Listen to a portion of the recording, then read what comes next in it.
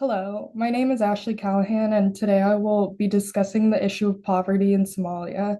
This presentation will explore the key factors contributing to poverty in Somalia and how it affects the specific communities, as well as the broader implications it has on the society. We will also discuss recommendations to help alleviate poverty in Somalia and the support needed to implement these solutions.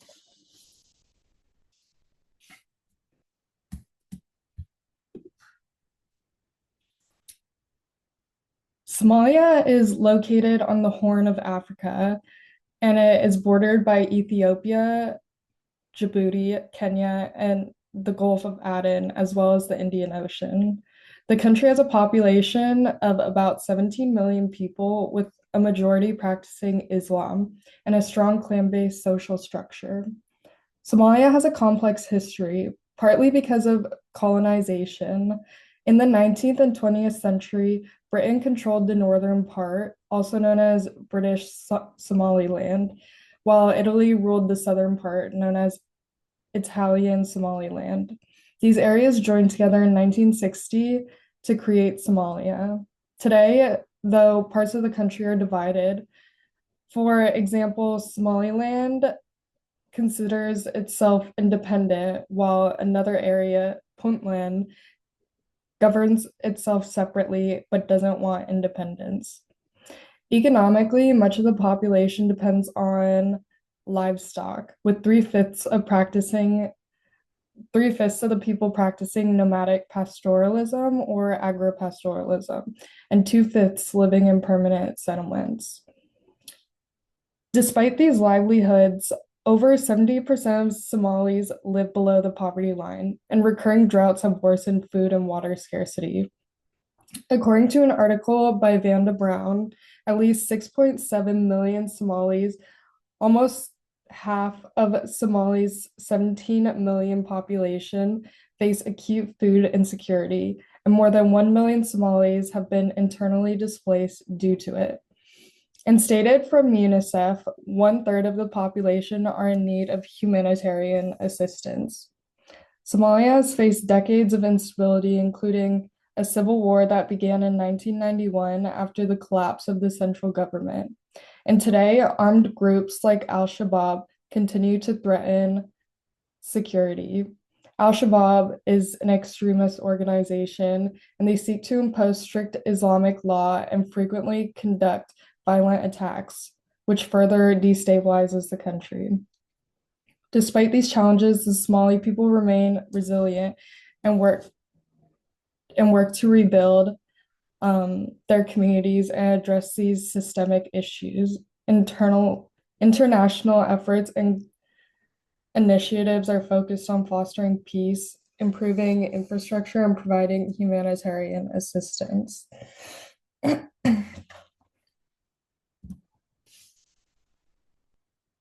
Somalia's poverty is the result of a complex mix of historical, geographical, and political factors. Before it was colonized, Somalia was divided into clan-based societies that were often in conflict with each other. This deep-seated clan rivalry made it impossible to establish a centralized government, and because much of the land is amid the desert, Somalia developed a nomadic pastoralist lifestyle. The lack of fertile land limited agricultural production and the development of cities, roads, or infrastructure. Without infrastructure to facilitate trade or commerce, there were few opportunities for economic growth, and Somalia remained poor. When European powers colonized Africa in the late 1800s, they split Somalia into the British and Italian Somaliland. This worsened the internal division by creating artificial borders that didn't respect the clan's territories. After gaining independence in 1960, these divisions only deepened. The centralized government that Britain and Italy helped create sparked more clan-based violence as different groups fought for political power and resources. The situation escalated further in 1991 when President Siad Barre was overthrown and the central government collapsed. This collapse led to the prolonged civil war in 1991, with clan-based militias fighting for control. This power vacuum, along with the rise of extremist groups like Al-Shabaab, has made it nearly impossible to restore a stable government. These issues, combined with ongoing violence and instability, have kept Somalia from moving forward, leaving the country stuck in poverty. Poverty, Somalia, um, is also contributed to the lack of economic opportunity. Somalia's economic situation is still currently very tough. In 2021, according to the Federal Ministry for Economic Cooperation and Development, Somalia was ranked the third poorest country in the world. Even though there have been some improvements in the economy over the past few years, those gains haven't really helped reduce poverty. More than half of the population is still below the poverty line. A big part of that is the country's ongoing security issues, corruption, and weak governance, which have kept potential investors away. Without a solid legal framework and with all the violence and instability, it's tough for businesses to thrive. So the country is heavily reliant on international aid. Lastly, their weak governance. Stated by the Global Partnership for Education,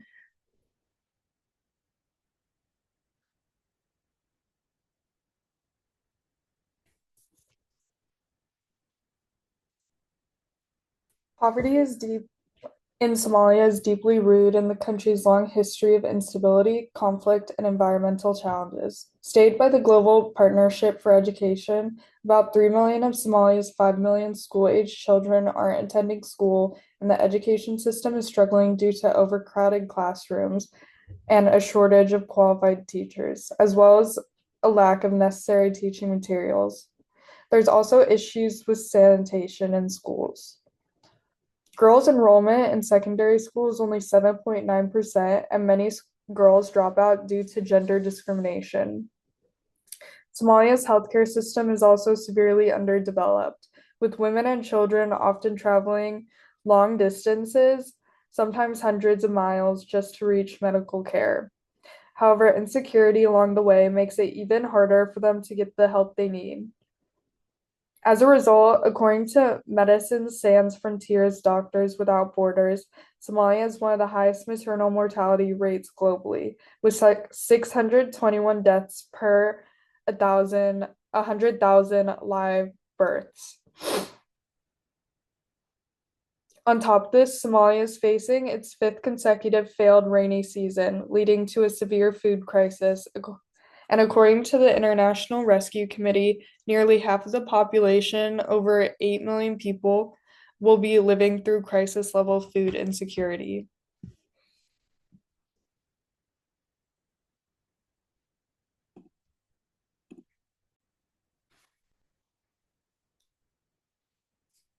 Somalia's economic situation is still currently very tough. In 2021, according to the Federal Ministry for Economic Cooperation and Development, Somalia was ranked the third poorest country in the world. Even though there has been some improvements in the economy over the years, those gains haven't really helped reduce poverty. More than half of the population is still living below the poverty line. A big part of that is that the country's ongoing security issues, corruption, and weak governance, which has kept potential investors away.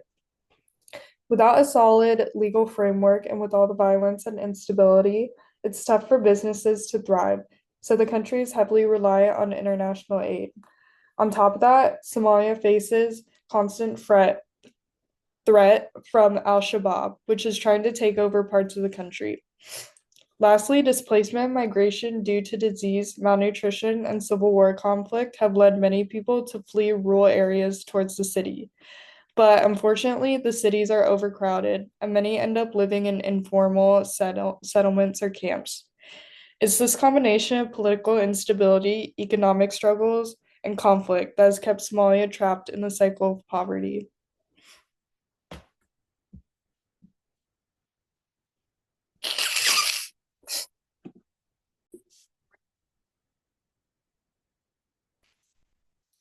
To address poverty in Somalia, a multifaceted approach is essential.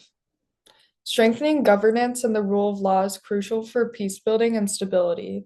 Initiatives like peace-building efforts, ceasefire agreements, and increased involvement with international partnership can help reduce violence and foster political engagement. Empowering the population through greater political participation can contribute to a more stable government and improve the overall climate for economic development. Economic diversification is another essential key strategy. Investing in agriculture and rural development will address food insecurity and create sustainable jobs. Additionally, promoting entrepreneurship through microfinancing and cash transfers can support small businesses.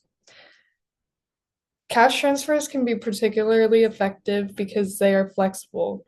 As stated in Understanding Global Poverty by Serena Cosgrove and Benjamin Curtis, UCTs or unconditional cash transfers are attractive because cash is fungible.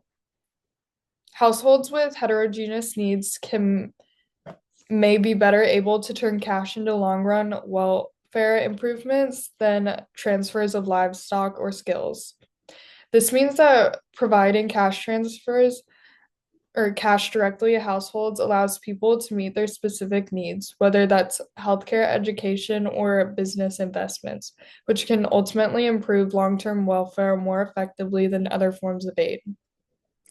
In addition, microfinance initiatives can help individuals build small businesses.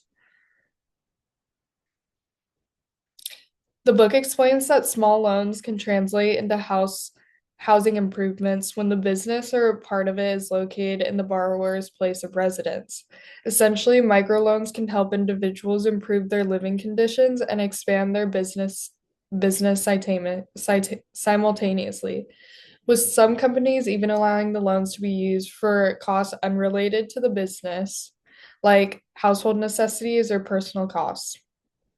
In addition, improving infrastructure is critical for facilitating economic growth and ensuring better access to essential services.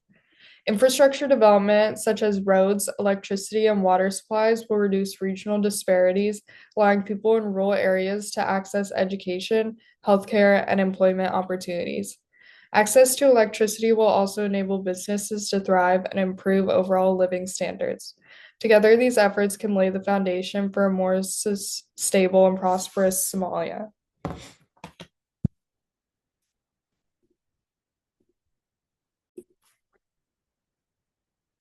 To address poverty in Somalia, improving healthcare access is essential.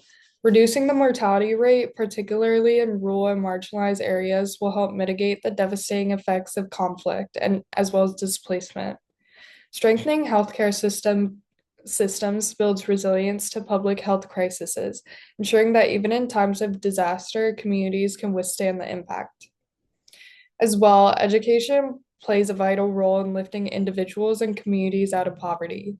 As the World Bank highlights, the human mind makes possible all other development achievements, from health advances to agricultural innovation to infrastructure, construction, and private sector growth.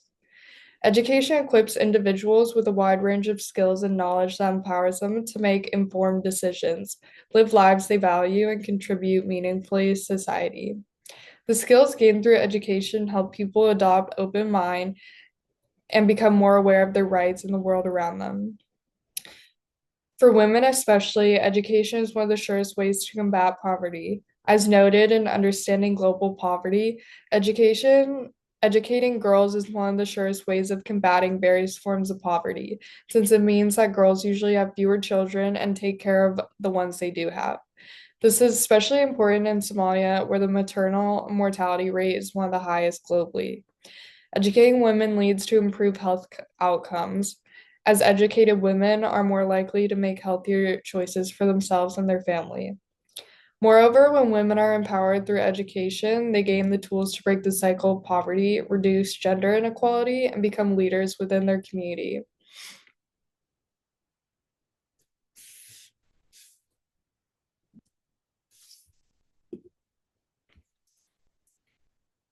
The implementation strategy to tackle Somalia's challenges can be broken into three key phases. In the first 1 to 5 years, the foundational phase will focus on creating or on building peace, establishing the rule of law, and promoting political dialogue. This will create a foundation for stability. There will also be a push to improve healthcare, like training community health workers and rehabilitating health centers, alongside programs such as vaccinations and maternal health initiatives. Education will be prioritized by building schools, offering mobile units, and introducing vocational training. As well, women's empowerment will be supported through microfinance programs and gender-based support groups, aiming to give women the tools to succeed. In the next phase, from years 6 to 10, we'll focus on expanding programs made earlier. This includes creating frameworks for conflict resolution and long-term peace, rebuilding war-torn infrastructure, and establishing regional hospitals to increase healthcare access. The education system will grow through scholarship for marginalized groups and international partnership with universities will help expand opportunities for higher education. There will also be a strong push for gender equality, implementing quotas and scaling vocational training for women in fields that are traditionally male dominated. In the final phase, years 11 to 15, the focus will shift towards consolidation. By then, peace will be more stable, leading to stronger national unity and political stability. Efforts will focus on creating export-oriented industries and strengthening social safety nets like unemployment insurance and pensions, and continuing infrastructure development. Healthcare and education systems will be fully funded, and local research and innovation will thrive. Gender equality will be institutionalized with equal pay and property rights and leadership opportunities to ensure women's empowerment remains a priority. This phase approach will provide a roadmap to address Somalia's most pressing challenges.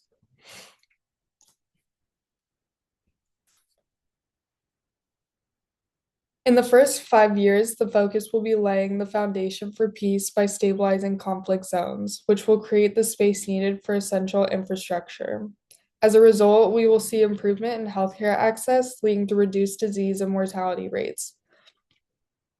Increased literacy will open up new job opportunities, while basic infrastructure improvements could help boost food and security and economic opportunity.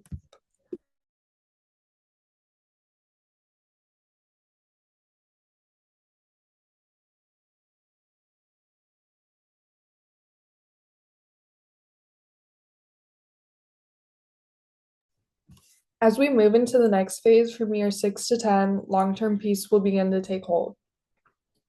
This stability will enable infrastructure development and attract much-needed investment. With more access to essential services, education will expand and provide more job opportunities. Efforts to reduce gender inequality will also allow more women to enter the workforce, while the growth of local industries and trade will kickstart economy growth. Finally, in the consolidation phase, peace will be solidified, leading to stronger national unity and political stability. Export-oriented industries will foster greater self-reliance, and equitable services for all Somalis will raise the standard of living. Local innovation and research will help address national challenges, and substantial progress in gender equality will create a more inclusive society. This gradual development will ensure long-term sustainable growth for Somalia.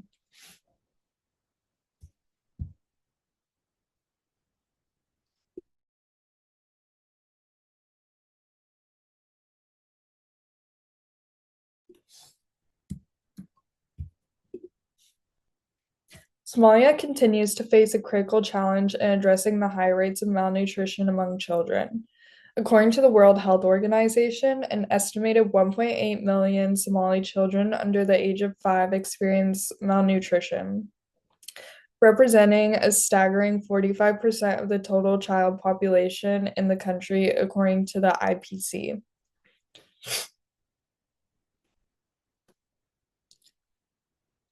Several international organizations, including UNICEF, WFP, and the IRC, as well as Save the Children, are playing a vital role in combating child malnutrition in Somalia.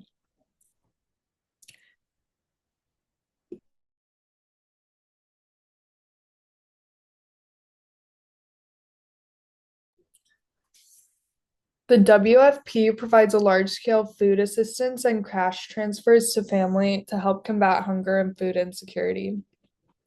The RSC focuses on treating malnutrition through clinics and empowering community health workers to provide access to health care. And Save the Children offers vital support through nutrition programs, water, sanitation, and early child development initiatives to prevent malnutrition. Despite these efforts, ongoing support and resources are crucial for addressing the persistent malnutrition crisis in Somalia.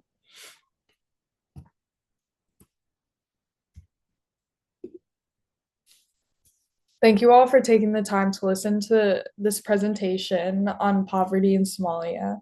I hope this information shared today helps to foster a deeper understanding of the challenges faced by the Somali communities and the ways we can contribute to meaningful change.